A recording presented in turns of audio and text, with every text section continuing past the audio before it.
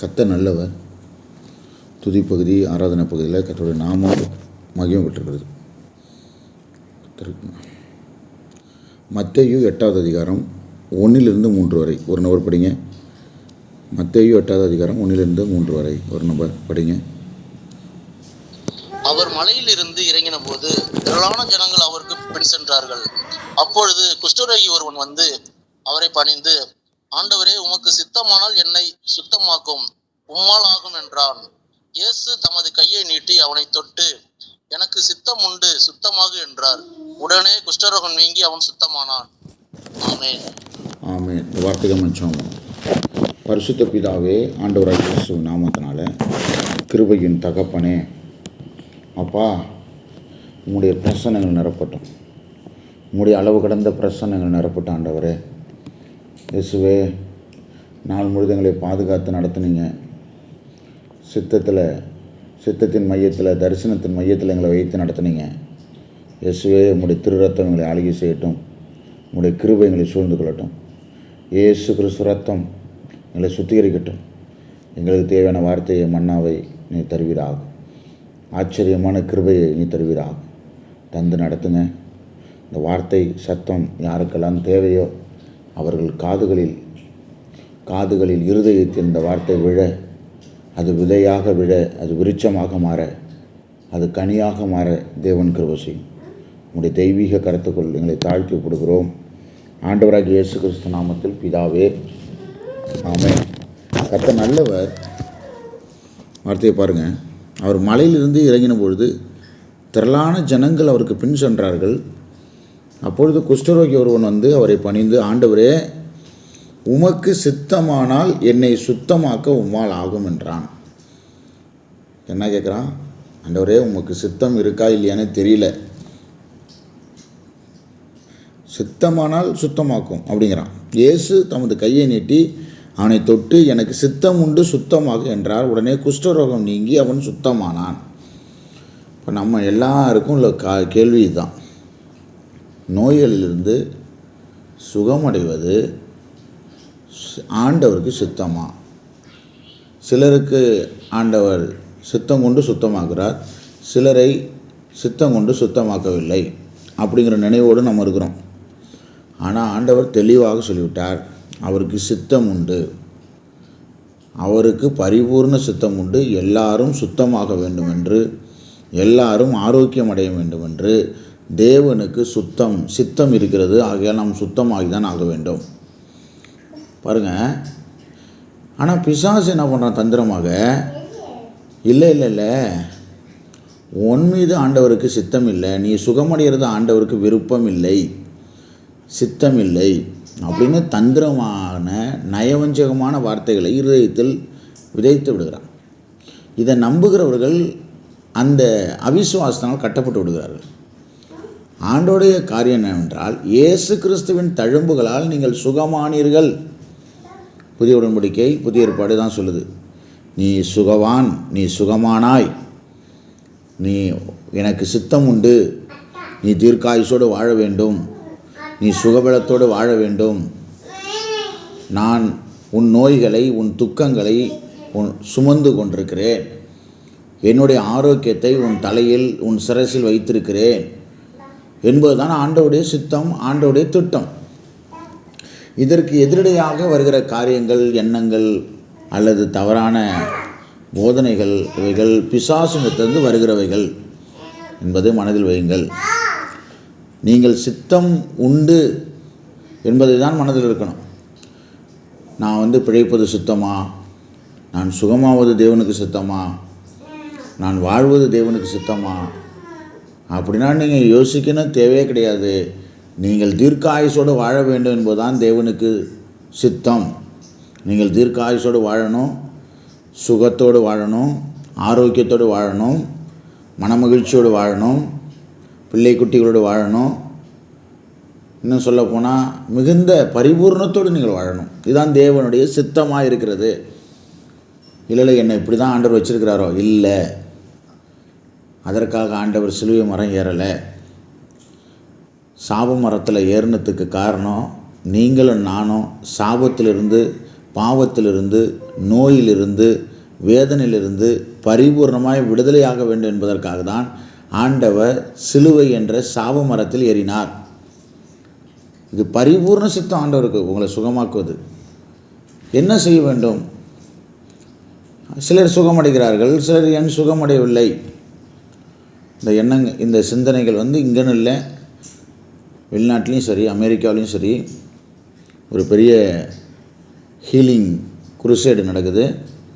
வந்திருக்கிறது 1000 பேர், 900 பேர் சுகமடைந்து விட்டார்கள், 100 பேர் சுகமடையலை. அப்படின்னா ஆண்டவருக்கு சித்தம் இல்லையோ? இந்த 100 பேர் சுகமடைவது ஆண்டவருக்கு சித்தம் இல்லையோ என்ற கேள்வி எல்லாருக்குமே எழும்போம்.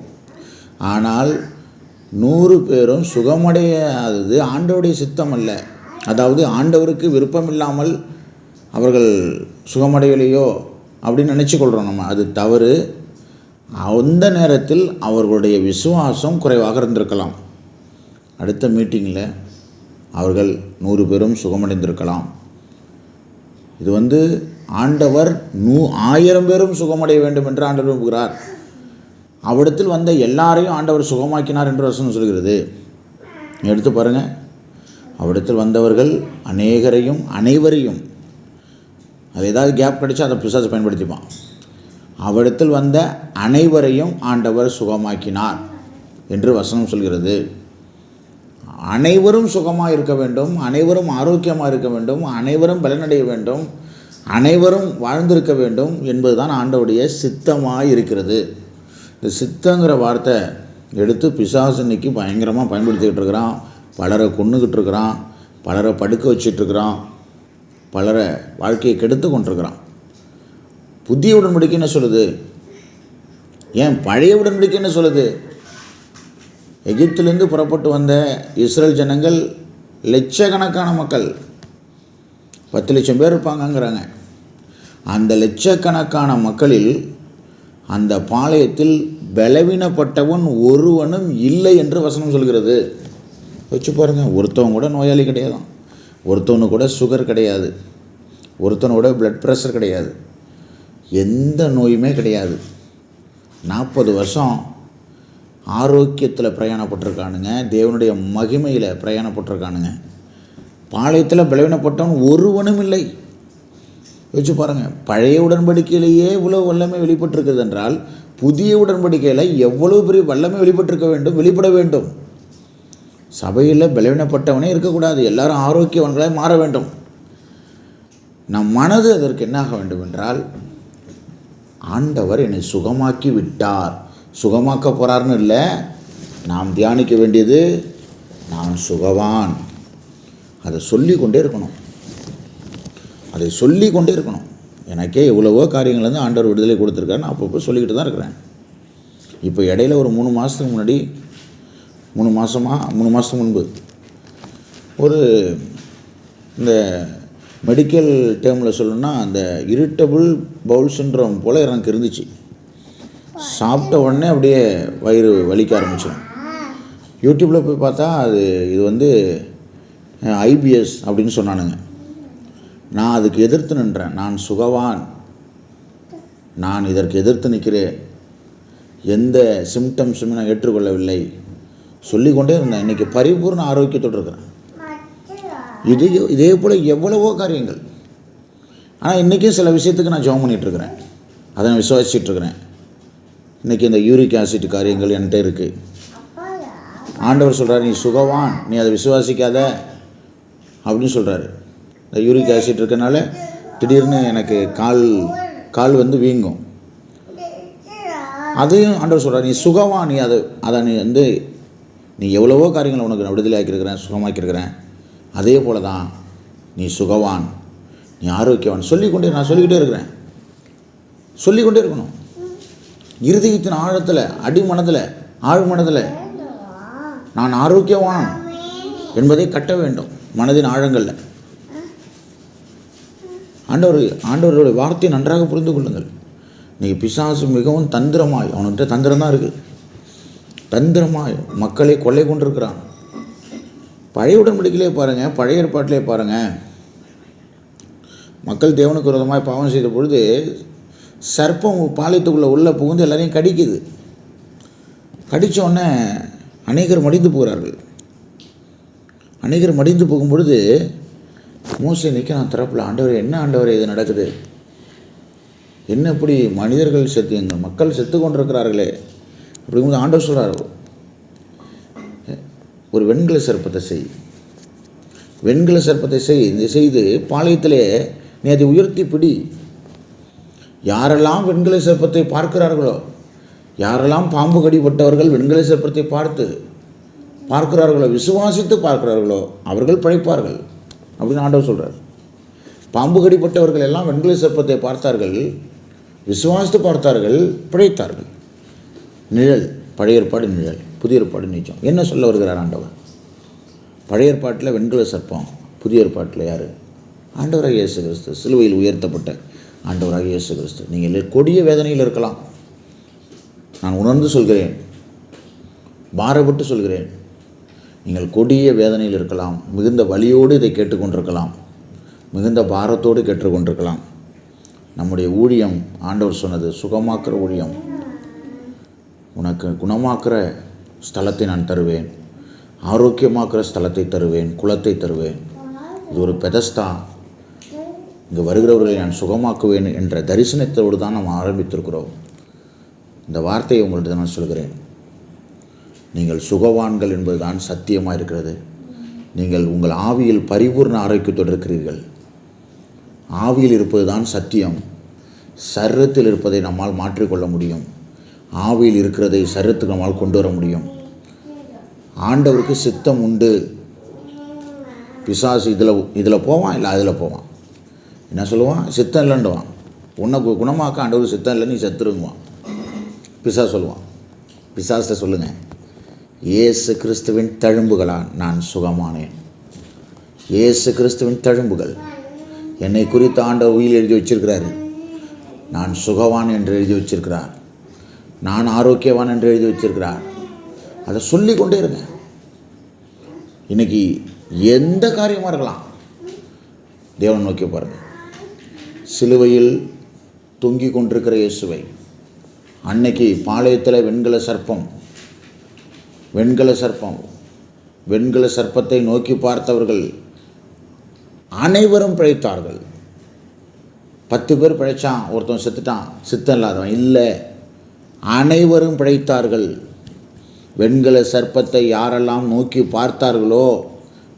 பார்த்தார்களோ அனைவரும் பிழைத்தார்கள். இன்றும் ஏதாவது பலவீனத்தோடு, நீங்கள் ஏதாவது ஒரு காரியத்தோடு, வலிகளோடு, வேதனையோடு இருக்கலாம்.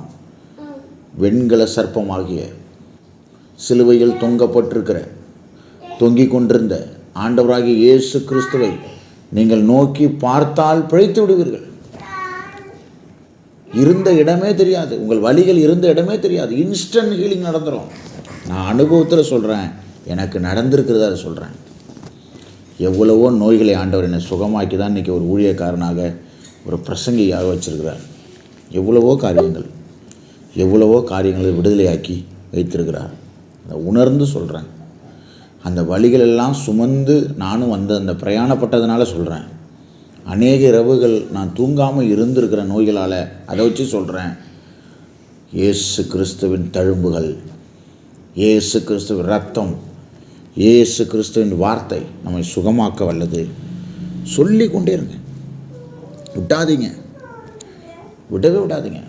ஸ்மித் விக்கில்ஸ்வர்த்தன் ஒரு ஊழியக்காரர், 1900 வாக்கில் இங்கிலாந்தில் ஊழியம் செஞ்சவர். அவர் ஒரு காச நோய், இந்த டிபின்னு சொல்லுவாங்களே, இந்த இன்ஃப்ளூயன்ஸா வைரஸ், அந்த காச நோயால் பாதிக்கப்பட்டு சாவின் பிடியில் ஒருத்தவன் இருக்கிறான். அவனுக்கு ஜெபம் பண்ண ஸ்மித் விக்கில்ஸ்வர்த் போயிருக்கார். அந்த ரூமில் அவன் இருக்கிறான், கடைசி நொடியில் இருக்கிறான். நன்றாக புரிஞ்சு கொள்ளுங்க, கடைசி நொடியில் இருக்கான். எந்த நேரமும் அவனுக்கு சாவு வரலாம். அந்த நொடியில் தான் ஸ்மித் விக்கில்ஸ்வர்த் அழைக்கப்பட்டிருக்கிறார். 19 பேரை, மரித்த 19 பேரை உயிரோடு எழுப்பினவர் ஸ்மித் விக்கில்ஸ்வர்த். அவர் அங்கே அந்த அறையில் அவர் சொன்ன வார்த்தை, இயேசுவின் நாமம், இயேசுவின் நாமம். இது ஏன் சொல்லிகிட்டே இருந்தார்? வேறு எதுவுமே ஜெபம் இல்லையா? அந்த அறையில் நின்று கொண்டு இயேசுவின் நாமம், இயேசுவின் நாமம், இயேசுவின் நாமம், இயேசுவின் நாமத்தினால் சுகம் உண்டாகு, இயேசுவின் நாமம்னு சொல்லும் பொழுது அந்த அறை முழுதும் தெய்வீக பிரசன்னம் நிரம்பி இருக்கிறது. மரித்து போன அவயங்கள், மரித்து போன உள்ளவயங்கள் எல்லாம் உயிர்ப்பிக்கப்பட்டிருக்கிறது. படுத்த படிக்கையாக இருந்தவன் எழுந்து நின்று தேவனை மகிமைப்படுத்துகிறானான். இயேசு நல்லவர், இயேசு வல்லவர்னு மகிமைப்படுத்துகிறானாம். பிழைத்து விட்டான். வச்சு பாருங்க. இந்த விசுவாசம் நமக்குள் வர வேண்டும், நமக்குள் வர வேண்டும். ஆண்டவர் நான் வாழ வேண்டும் என்று விரும்புகிறார், நான் சுகமாக வேண்டும் என்று விரும்புகிறார், நான் வாழ்ந்திருக்க வேண்டும் என்று ஆண்டவர் விரும்புகிறார், பரிபூர்ண ஆரோக்கியத்தோடு இருக்க வேண்டும் என்று தேவன் விரும்புகிறார். பிசாசு சொல்லுவான், இல்லை நீ பாவம் செஞ்சனால இந்த நோய் வந்துச்சு. இல்லை, அப்படி கிடையாது. சிந்தனைகள், ஒரு சிந்தனையை தான் விதைப்பான் இருதயத்தில். அந்த சிந்தனையை நாம் ஏற்றுக்கொண்டோம் என்றால், தந்திரமான சிந்தனைகள், அந்த தந்திரமான சிந்தனைகளை நாம் ஏற்றுக்கொண்டோம் என்றால் நோய்களுக்குள்ள அறிகுறிகள் தென்பட ஆரம்பிக்கும். இப்படி தான் அநேகரை வஞ்சித்து கொண்டிருக்கிறான், அநேகருடைய வாழ்க்கையை கெடுத்து கொண்டிருக்கிறான். ஆகையால் புரிந்து கொள்வோம். இந்த இரவு நேரத்தில் நான் சுகவான் அறிக்கை பண்ணிக்கிட்டே இருக்கணும். நான் சுகவான், அந்த மனது ஃபுல்லாக நிரம்பணும். அந்த வார்த்தை வலிகள் இருந்து கொண்டிருக்கும், சொல்லி கொண்டிருக்கணும். பிசாசு சொல்லுவான், வலி இருக்கு, நீ என்னமோ சுகமானு சொல்கிறியே. மனது சொல்லும், நம்முடைய சுயம் சொல்லும், வலி இருக்குது, வேதனை இருக்குது, என்னமோ சுகமானு சொல்லிக்கிட்டு இருக்கிறேன், ஆரோக்கியமானு சொல்லிக்கிட்டு இருக்கிறேன். புலம்பு, வலிகளை பற்றி பேசு, உன் போராட்டத்தை பற்றி பேசு அப்படின்னு சொல்லுவான். பேசக்கூடாது. வலி இருக்கும் பொழுது, வேதனை இருக்கும் பொழுது தான் சொல்ல வேண்டும், நான் சுகவான், இயேசு கிறிஸ்துவின் தழும்புகளால், இயேசு கிறிஸ்துவின் இரத்தத்தினால், இயேசு கிறிஸ்துவின் பலியினால் நான் சுகவான். என் துக்கங்களை, என் நோய்களை, என் வருத்தங்களை, என் பாரங்களை இயேசு கிறிஸ்து சுமந்து தீர்த்து விட்டார் சொல்லணும். சொல்லிக்கொண்டே இருக்கணும். எதற்கு சொல்லிக்கொண்டே இருக்கணும் சொல்கிறோன்னா, நாம் எதை பேசுகிறோமோ அதுவாகவே மாறுகிறோம். நாம் எதை பேசுகிறோமோ, உன் இருதயத்தின் நினைவு எப்படியோ அப்படியே நீ இருக்கிறாய். இருதயத்தில் என்ன நினைக்கிறோமோ அதான் பேசுவோம். இருதயத்தில் எதை நினைக்கிறோமோ அதுதான் பேசுவோம். நம்ம இருதயத்தில் நினைச்சு அதை பேசிக்கொண்டே இருக்கிறோம் என்றால் அதுவாகவே மாறிவிடுவோம். நம் நரம்புகள், நரம்பு மண்டலம் எல்லாம் நாம் பேசுகிற வார்த்தையை கவனித்து கொண்டே இருக்குது. என்ன சொல்லும், அந்த மூளையிலிருந்து செல்கள், மூளையிலிருந்து செய்திகள் அனுப்பப்படும் நரம்பு மண்டலத்துக்கு, நீ சுகவான், நீ ஆரோக்கியவான் அப்படின்னு அனுப்பப்படும். அங்கே வலிகள் காணப்படாமல் போய்விடும், வேதனைகள் காணப்படாமல் போய்விடும். நீங்கள் ஆரோக்கியவான்களாய் மாறிப்போவீர்கள், ஆச்சரியமாய் மாறிப்போவீர்கள். ஆகையால் புரிந்து கொள்வோம். முதலில் நமக்கு வருகிற சந்தேகம், சித்தம் உண்டா? சித்தம் உண்டு. அனைவரும் சுகமாக வேண்டும் என்பதுதான் சித்தம். பாளையத்தில் பலவீனப்பட்டவன் ஒருவனும் இல்லை. இஸ்ரவேல் பாளையத்தில் பலவீனப்பட்டவன் ஒருவனும் இல்லை. இயேசு தன்னிடத்தில் வந்த அனைவரையும் சுகமாக்கினார். யாரையும் உன் பேரில் எனக்கு சித்தம் இல்லை என்று அவர் சொல்லவில்லை. சித்தம் இல்லை நீ போ அப்படின்னு சொல்ல. வந்த எல்லாரையும் சுகமாக்கினார், வந்த எல்லாரையும் ஆரோக்கியமாக்கினார், வந்த எல்லாரையும் அந்த பாவங்களிலிருந்து, நோய்களிலிருந்து நீக்கினார். அதுதான் இன்றைக்கி ஆண்டவர் தன்னை நோக்கி பார்க்கிற அனைவரையும் அவர் சுகமாக்குகிறார், சுகமாக்குகிறார். இதை மாத்திரம் மனசில் யோசிங்க. டாக்டர்ஸ் ரிப்போர்ட் இருக்கலாம், அதை நீங்கள் நம்ப வேண்டிய அவசியம் இல்லை. நன்றாக புரிஞ்சு கொள்ளுங்க. இதே டாக்டர் தான் சொன்னாங்க, ஜாஃப்னி வயிற்றில் இருக்கும் பொழுது, இந்த குழந்தை இது குழந்தையாக மாறாது. ரிப்போர்ட் இருக்குது, ஸ்கேன் ரிப்போர்ட் இருக்குது. ரிப்போர்ட்டை வச்சு சொல்கிறாங்க. ஆண்டவர் அறிவார் சொன்னது வார்த்தைகள் இதெல்லாம் நான் சாட்சியாக சொல்லியிருக்கிறேன்.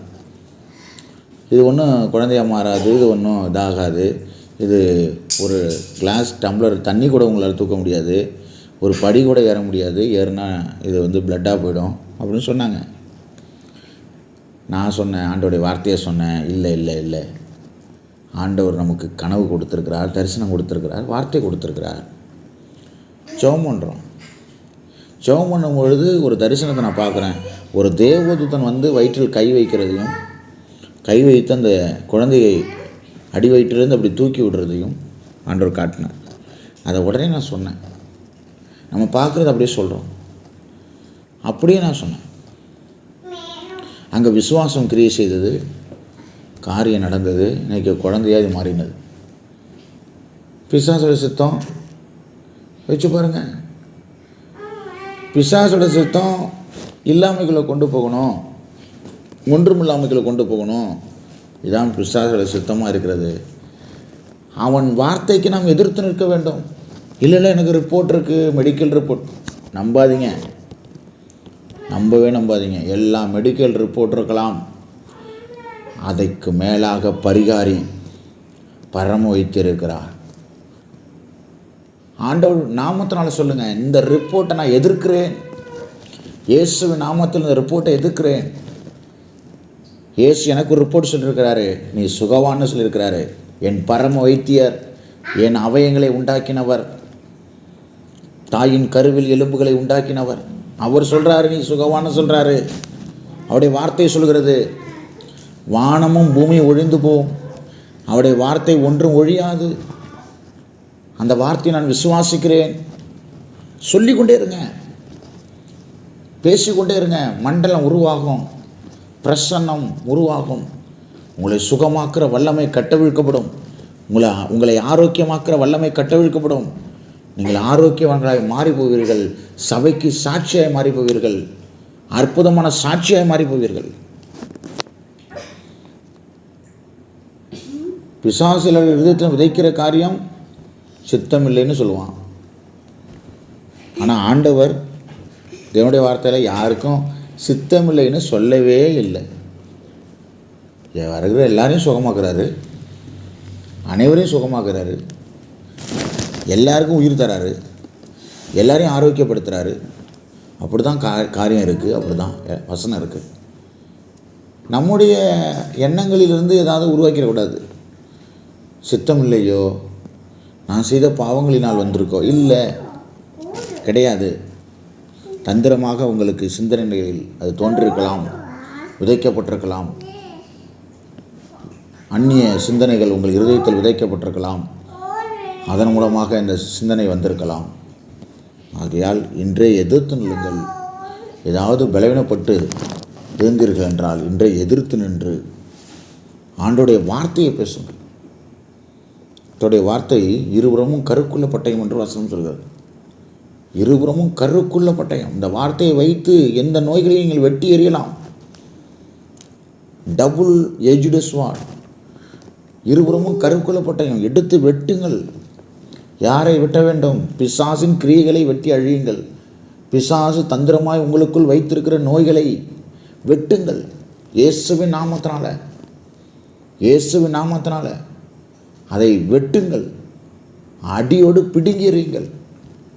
நான் சுகமாக்கப்பட்டேன் என்று அறிக்கையிடுங்கள். சொல்லிக்கொண்டே இருங்க. வல்லமை கட்டவிழ்க்கப்படும். அற்புதம் நடந்துடும். அநேக சாட்சிகளை நாமும் ஒரு சாட்சியாக மாறி போவோம். அற்புதமான சாட்சியாக மாறி போவோம். இப்படி தான் நாம் எல்லாம் உயிர் பெற்றிருக்கிறோம். எத்தனையோ முறை நாம்னா படுக்கையில் விழுந்து தான் எழுந்த ஆட்கள் தான் நம்ம. நானும் இப்படி தான் எத்தனையோ முறை நான் சாட்சியாக சொல்லியிருக்கிறேன். படுக்கையெல்லாம் விழுந்து பிசாசுல தந்திர சிந்தனைகளில் நம்ம விழுந்து, அப்புறம் ஆண்டவர் தன்னுடைய வார்த்தைகளை கொடுத்து அதிலிருந்து நம்ம எழுப்பியிருக்கிறார், உயிர் கொடுத்துருக்கிறார், உயிர் பெற வச்சிருக்கிறார். வார்த்தையை வைத்து தான். எந்த மருந்து மாத்திரைகளை பிழைத்தோம் என்று சொல்லவே முடியாது.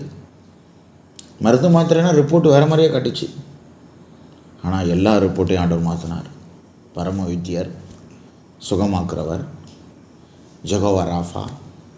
சொல்லிக்கொண்டிருங்க, ஜெகோவா ராஃபா, நீ ஜெகோவா ராஃபா சொல்லணும். வாயை திறந்து சொல்லணும், வாயை திறந்து சொல்லணும். மனதில் அந்த சிந்தனை நிரம்பணும். ஜெகோவா ராஃபா, நீ சுகமாக்குறவர். என் பாவங்களை, என் நோய்களை, என் அக்கிரமங்களை, என் துக்கங்களை நீர் சுமந்து கொண்டீர். நான் சுமக்க தேவை இல்லை. சொல்லிக்கொண்டே இருக்கணும். உங்களுக்குள்ள சிந்தனையில் உண்டாகும். நான் வாழ்வேன், நான் ஆரோக்கியமாய் வாழ்வேன், நான் சுகமாய் வாழ்வேன், அநேகருக்கு சாட்சியாய் வாழ்வேன். நமக்குள்ளே கட்டி எழுப்புவார் விசுவாசத்தை. இந்த வார்த்தைகளை, வசனத்தை நீங்கள் அறிக்கை செய்யும் பொழுது உங்களுக்குள்ளே ஒரு விசுவாசம் கட்டவிழ்க்கப்பட்டு உங்களுக்குள்ளே இருந்து ஒரு எண்ணம் வரும். இல்லை, நான் சாக மாட்டேன், நான் வாழ்வேன், சுகமாய் வாழ்வேன், பலனாய் வாழ்வேன், அநேகருக்கு ஆசீர்வாதமாய் வாழ்வேன். உள்ளேருந்து கட்டமைச்சிருவார். கட்டமைச்சோன்னே காணப்பட்ட நோய்கள்லாம் விலகி ஓடுறதை நீங்கள் பார்க்கலாம். காணப்படுற நோய்கள் விலகி ஓடுறதை பார்க்கலாம். இப்போ இடையில ஒருத்தவங்களை ஜெபம் பண்ணும் பொழுது ஆண்டவர் காட்டினார்.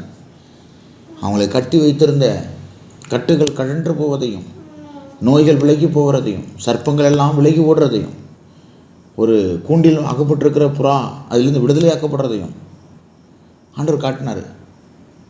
நான் அப்படி தான் ஆக்க போகிறேன், சுகமாக்க போகிறேன், பாரு, நான் விடுதலையாக்க போகிறேன், அதை பாரு. இன்னும் பரிபூர்ண சத்தியம் என்றால் உன்னை விடுதலை ஆக்கியிருக்கிறேன், அதை பாரு. நீ எதிலையும் கட்டப்படவில்லை என்பதை பாரு. நீ விடுதலை ஆக்கப்பட்டிருக்கிறாய், நீ சுகமாக்கப்பட்டிருக்கிறாய், நீ பலவான்.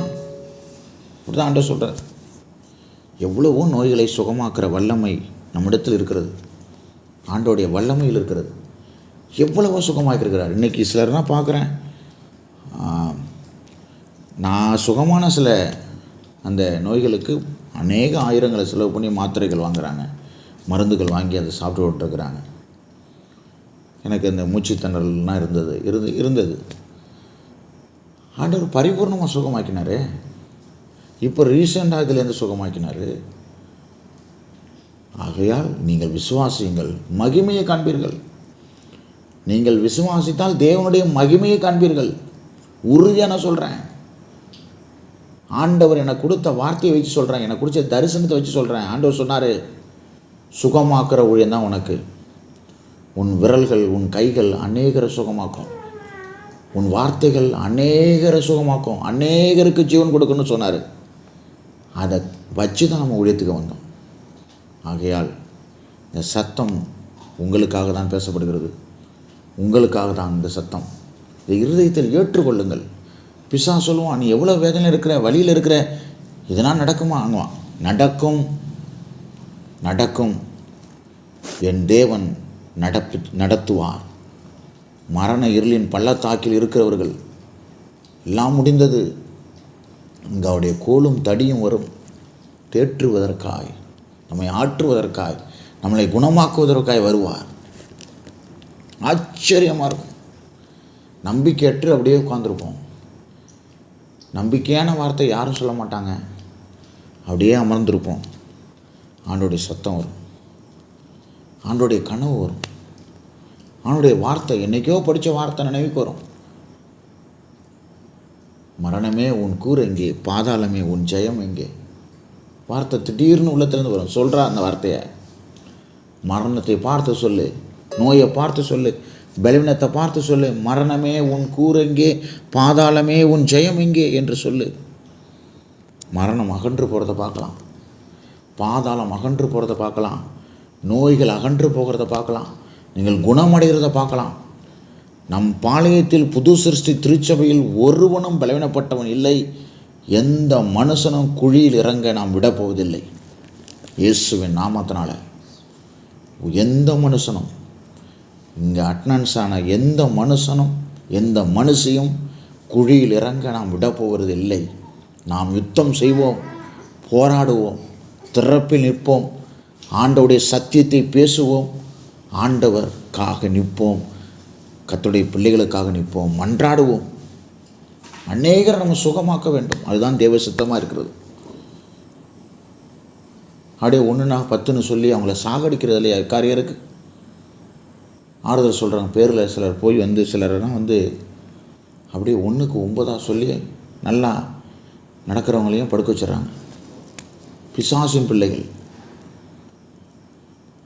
மடிந்து போகிறவனுக்கு தேவனுடைய வார்த்தையை சொல்லி அவனை உயிர்ப்பிக்கணும். தேவனுடைய வார்த்தையை சொல்லணும். பிசாசின் சத்தத்தை போய் சொல்கிறது, அவ்வளோதான் அவன் கதை முடிஞ்சிடும், நீ செத்துருவ அப்படின்னு சொல்கிறானுங்க. தேவனுடைய வார்த்தை என்ன சொல்கிறது? நாம் யார்? தேவனுடைய வார்த்தையை பேசுகிற பிள்ளைகள். தேவன் என்ன சொல்கிறார், வசனம் என்ன சொல்கிறது, அதுதான் நம்ம பேசணும். வார்த்தை என்ன சொல்லுது? நோய்களை நீ சுமக்க தேவையில்லை, நான் சுமந்து தீர்த்து விட்டேன். பாவங்களை நீ சுமக்க தேவையில்லை, நான் சுமந்து தீர்த்து விட்டேன். துக்கங்களை நீ சுமக்க தேவையில்லை, நான் சுமந்து தீர்த்து விட்டேன். அப்படி இருக்கும் பொழுது இல்லீகலாக எப்படி நம்முடைய மனதில் நம்முடைய உடலில் பிசாசால் வைக்க முடிந்தது? ஆகையால் தான் சொல்லுகிறோம், இல்லீகலாக நீ வைத்திருக்கிற காரியங்களை எடுத்து கொண்டு போ. இயேசுவின் நாமத்தினால. ஸ்மித் விக்கில்ஸ்வர்த் நீ சொன்னது போல, இயேசுவின் நாமம், இயேசுவின் நாமம் தான் சொல்கிறார், வேறு எதுவுமே சொல்ல. இயேசுவின் நாமம் மடிந்து போன அவயங்கள்லாம் உண்டாக்குதுங்க. மடிந்து போன அவயங்களை உயிர் பெற செய்யுது இயேசுவின் நாமம். இயேசுவின் நாமம் சொல்லிக்கொண்டே இருங்க வாயில். இயேசுவின் நாமம், இயேசுவின் தழும்புகள் என்னை சுகமாக்கி கொண்டிருக்கிறது, என்னை ஆரோக்கியப்படுத்தி கொண்டிருக்கிறது, என்னை பலப்படுத்தி கொண்டிருக்கிறது. நான் ஆரோக்கியவான் சொல்லுங்க. பிசாசு சொல்லுவான், இல்லைங்குவான், எதிர்த்து நின்று சொல்லுங்க. நான் ஆரோக்கியவான், நான் சுகவான், நான் பலவான். அதிகாலையில் இன்னைக்கு நம்ம சகோதரர் ஒருவருக்காக ஜெபம் பண்ணுறேன். அந்த காட்சி என்கிட்ட ஒன்று பிசாசு காட்டினான். நான் எதிர்த்து நின்றேன் அதிகாலையிலேயே. அப்படின்னா புரிந்து கொள்ளுங்கள், நோய்களுக்கு முன்பாக பிசாசு தான் இருக்கிறான். நாம் நினைத்து கொள்கிறோம் ஏதோ மெடிக்கல் காரியம், மருத்துவ ரீதியாக காரியம். இல்லை, பிசாசு இருக்கிறான். நான் ஆச்சரியப்பட்டு நினைக்கிறேன், யோசிக்கிறேன். நாம் இந்த நோயை தானே அதட்டணும், அந்த நோயை தானே கடிந்து கொண்டோம். ஏன் இவன் பிசாசு தன்னுடைய முகத்தை காட்டுகிறான்? முகமூடி தான் அணிந்திருக்கிறான். நோய் என்ற முகமூடி அணிந்து கொண்டிருக்கிறான். நோயை பிச்சா பிசாசு நிற்கிறான். புரிந்து கொள்ளுங்கள். காலையில் அதிகாலை ஜெபம் பண்ணும் பொழுது அவன் தன் முகத்தை காட்டுகிறான். நான் நோயை தானே அதட்டுகிறேன், உனக்கு என்னன்னா அவன் தான் நிற்கிறான் பின்னாடி. அவன் யாரை விழுங்கலாம் என்று சிங்கம் போல சுற்றி திரிகிறான்னு அந்த வசனம் சொல்கிறது. வகை தேடி யாரை விழுங்கலாம், யாரை எப்படி? சிங்கம் போல தான், போல ஒரு முகமூடியை போட்டு அவன் தான் நிற்கிறான். மாஸ்க்கு போட்டு நிற்கிறான், டைரெக்டாக வரல, மாஸ்க்கு போட்டு நிற்கிறான். நாம் நினச்சிக்கிறோம் நோய் தானே இது எல்லாருக்கும் வர்றது. இல்லை, பிசாசு பின்னாடி நிற்கிறான். அவன் தான் மறைமுகமாக வந்து மக்களை கொன்று கொண்டிருக்கிறான். எதிர்த்து நில்லுங்கள், பிசாசுக்கு எதிர்த்து நில்லுங்கள். அவன் உங்களை விட்டு ஓடி போவான்.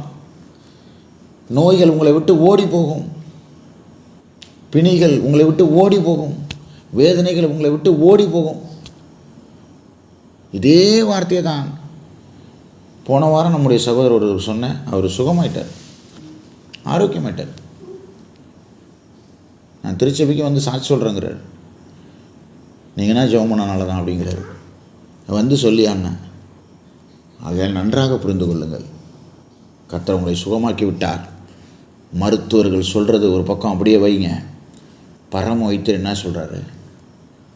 நான் குழியில் இறங்குறத அவர் விரும்பலை, நான் துர்க்காயுசாக இருக்குன்னு விரும்புகிறாரு, நான் வாழ்ந்திருக்குன்னு விரும்புகிறாரு, நான் சுகமாக இருக்குன்னு விரும்புகிறாரு, நான் சுகித்திருக்குன்னு விரும்புகிறாரு, நான் மகிழ்ச்சியோடு இருக்குன்னு விரும்புகிறாரு. என் பரம வைத்தியர் சொல்கிறதா நான் கேட்பேன். அவர் தான் என் குடும்ப மருத்துவர், அவர் தான் என் குடும்பத்தின் தலைவர். அவர் என்ன சொல்கிறார்? அவர் என்ன சொல்லுகிறார்? அவர் என்ன சொல்லுகிறாரோ அதையே செய்யுங்கள். மரியாள் சொன்னாங்களா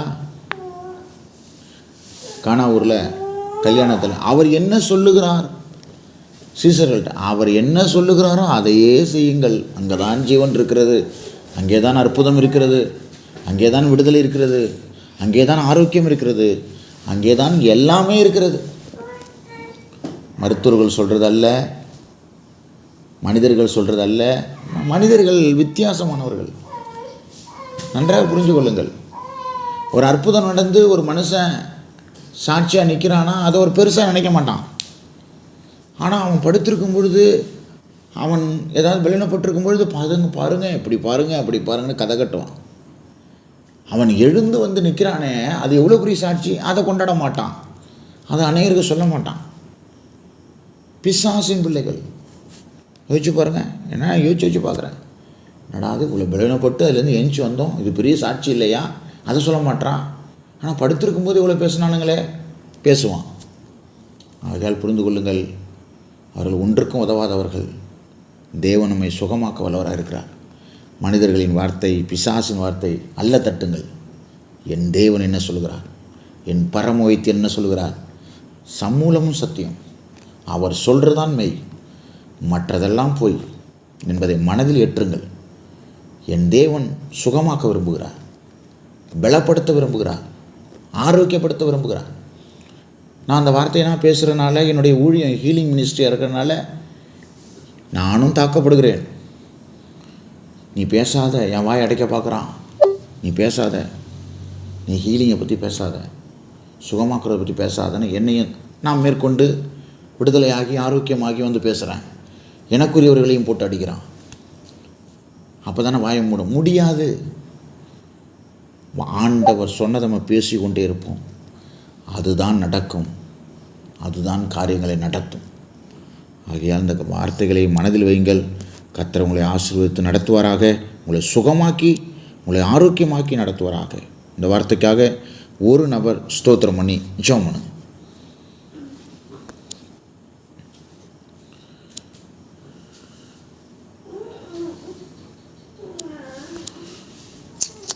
பரிசுத்த பிதாவே, உமக்கு ஸ்தோத்திரம் தகப்பனே. எங்கள் அன்பான தேவனே, உமக்கு ஸ்தோத்திரம்ப்பா. இந்த இரவு வேளையில எங்களை குறித்து நீ பேசின உங்களுக்கு ஒவ்வொரு வார்த்தைகளுக்கும் நன்றி செலுத்துகிறோம் ஆவியானவரே. முதலாவதாக பேசப்பட்ட வார்த்தைக்கு அப்படியே எங்களுக்கு ஒப்பு கொடுக்குறோம்ப்பா. அந்த வார்த்தையின்படியே நாங்கள் வாழ நீங்க கிருபை செய்யுங்க இயேசுவின் நாமத்தினால. ஏசப்பா, எங்கள் பாவங்களை ஏற்றுக்கொண்டீங்க ஏசப்பா. எங்கள் பாவங்களை ஏற்றுக்கொண்டு எங்களை நீதிமானாக நீ மாற்றினீங்கப்பா. ஏசப்பா, ஸ்தோத்திரம் ஸ்தோத்திரம். எங்கள் பாவங்களை, எங்கள் நோய்களை எல்லாத்தையும் நீர் ஏற்றுக்கொண்டு எங்களை நீதிமானாக மாற்றிருக்கீங்க. எங்களை சுகமான ஆரோக்கியமான நீங்க மாற்றிருக்கீங்கப்பா. ஏசப்பா, உமக்கு ஸ்தோத்திரம் ஸ்தோத்திரம். உங்களுக்கு குணமாக்கும் தன்மைகளினால் எங்கள் எல்லாரையும் பரிபூர்ண சுகத்தோட ஆரோக்கியத்தோட இதுவரைக்கும் நடத்துறீங்கப்பா. அதற்கு நன்றி ஏசப்பா. இன்று இரவு பேசப்பட்ட உங்களுடைய ஒவ்வொரு வார்த்தைகளுக்கும் நன்றி செலுத்துகிறேன். உமக்கு ஸ்தோத்திரம் ஸ்தோத்திரம்ப்பா. ஆவியானவரே, உமக்கு நன்றி செலுத்துகிறேன்ப்பா. பேசப்பட்ட ஒவ்வொரு வார்த்தையின்படி உண்மையா வாழ கிருபை செய்யுங்க இயேசுவின் நாமத்தினால. நாங்க எப்போதும் வசனத்தோடும் வார்த்தையோட இணைந்திருக்க கிருபை செய்யுங்க, பிரசன்னத்தோட இணைந்திருக்க கிருபை செய்யுங்க. நீர் இயேசுவே, உமக்கு ஸ்தோத்திரம் ஸ்தோத்திரம் ஸ்தோத்திரம் ஸ்தோத்திரம். எங்களை நீதிமானாக மாற்றினதற்கு நன்றி. எங்கள் பாவங்களை ஏற்றுக்கொண்டதற்கு நன்றி. எசப்பா, எங்கள் நோய்களை எல்லாம் ஏற்றுக்கொண்டு எங்களை பரிபூர்ண சுகத்தோடு ஆரோக்கியத்தோடு இதுவரை நீ நடத்தி வருவதற்கு நன்றி ஆவியானவரே. பேசப்பட்ட வார்த்தையின்படி எங்களை தாழ்த்தி ஒப்பு கொடுக்குறப்பா. நீரே நடத்த மாளிகை செய்யும். உங்கள் தெய்வீக கருத்தோட தாழ்த்தி ஒப்பு கொடுக்குறேன் இயேசுவின் நாமத்தில் கேட்கிறேன். ஜீவனுள்ள நல்ல பிதாவே, ஆமென்.